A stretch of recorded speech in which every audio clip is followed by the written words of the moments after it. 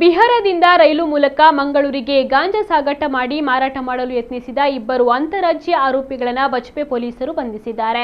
ಮೂಲತಃ ಬಿಹಾರದ ಮೆಹದಿಪುರ ನಿವಾಸಿಯಾಗಿದ್ದು ಪ್ರಸ್ತುತ ಸುರತ್ಕಲ್ ಬಳಿಯ ಕೃಷ್ಣಾಪುರ ಕಾಟಿಪಳ್ಳದಲ್ಲಿ ವಾಸ್ತವ್ಯವನ್ನ ಮಾಡ್ತಾ ಇರುವ 40 ವರ್ಷ ಪ್ರಾಯದ ಸುನಿಲ್ ಕುಮಾರ್ ಮತ್ತು ಉತ್ತರ ಪ್ರದೇಶದ ಚುನಾರ್ ಮಿರ್ಜಾಪುರ ನಿವಾಸಿಯಾಗಿದ್ದು ಪ್ರಸ್ತುತ ಕೃಷ್ಣಾಪುರ ಕಾಟಿಪಳ್ಳದಲ್ಲಿ ವಾಸ್ತವ್ಯ ಮಾಡುತ್ತಿರುವ 42 ವರ್ಷ ಪ್ರಾಯದ ಬ್ರಿಜೇಶ್ ಶ್ರೀವಾಸ್ತವ ಬಂಧಿತ ಆರೋಪಿಗಳು.